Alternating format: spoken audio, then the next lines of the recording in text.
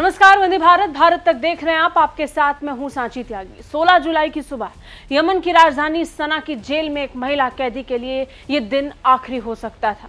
पलक्कड़ केरल की रहने वाली निमिषा प्रिया, जो एक वक्त पर अस्पतालों के मरीजों की सेवा किया करती थी, खुद जिंदगी और मौत के बीच झूल रही थी। आज तक स्थिति यही है। अचानक फांसी से कुछ मिनटों पहले एक ऐसा चमत्कार उनकी जिंदगी में हुआ जिसके बाद निमिषा की सांसें बच जाती हैं, लेकिन ये कब तक, ये कोई नहीं जानता।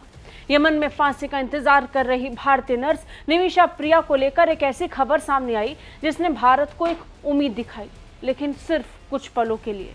भारतीय ग्रैंड मुफ्ती कंथापुरम एपी अबू बकर मुसल्लियार के कार्यालय की तरफ से एक बयान जारी हुआ।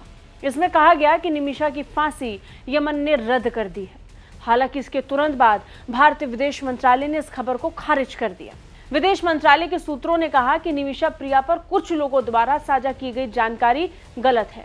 ग्रैंड मुफ्ती इस मामले में मध्यस्थता कर रहे हैं। विदेश मंत्रालय के इस बयान के बाद निमिषा प्रिया की स्थिति को लेकर अनिश्चितता पैदा हो गई है। इससे पहले भारतीय ग्रैंड मुफ्ती कंथापुरम बकर मुसल्लियार के कार्यालय की तरफ से कहा गया था कि निमिषा प्रिया की मौत की सजा, जिसे पहले निलंबित कर दिया गया था, उसे पलट दिया गया है। सना में आयोजित एक उच्च स्तरीय बैठक में मृत्यु दंड को पूरी तरह से रद्द करने का फैसला किया गया है, जिसे पहले अस्थायी रूप से सिर्फ निलंबित किया गया था। बाद में विदेश मंत्रालय के सूत्रों से हमने संपर्क करने की कोशिश की, जिसने इन खबरों को खारिज कर दिया।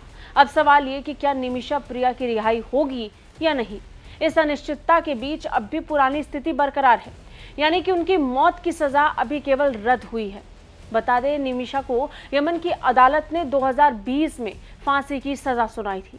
आरोप था कि उसने अपने यमनी कारोबारी साथी तलाल अब्दो मेहदी की हत्या की है, जिसके बाद से उसे फांसी की सजा सुनाई गई। लेकिन अचानक एक चमत्कार उसकी जिंदगी बदल देता है। फांसी से कुछ घंटों पहले 94 साल के सूफी संत कंथापुरम एपी अबू बकर यमन के सबसे प्रभावशाली सूफी नेता शेख हबीब उमर बिन हाफिज से संपर्क साधते हैं। उन तक बात पहुंचाई जाती है और फिर उसके बाद ये साफ होता है कि निमिषा की फांसी टल गई है। यमन की जमीनी हकीकत आसान नहीं है, फिर भी भारत सरकार ने शुरुआत से ही हर संभव प्रयास जारी रखे। विदेश मंत्रालय लगातार स्थानीय अधिकारियों से संपर्क में रहा और निमिषा के परिवार को ये भरोसा दिलाता रहा कि वो अकेला नहीं है। आज तक की स्थिति ऐसे ही है। कोशिश सफल भी होती दिख रही है। निमिषा अभी भी जेल में है, लेकिन उसकी सजा को लेकर अंतिम फैसला आने वाला है। तलाल के परिवार का निर्णय, यमन की न्यायिक प्रक्रिया और भारत की कूटनीतिक पहल, तीनों मिलकर उसकी किस्मत आगे जाकर तय करेंगे। फिलहाल इतना तो तय है कि मौत कुछ वक्त के लिए रुकी है, लेकिन कब तक ये कोई नहीं जानता।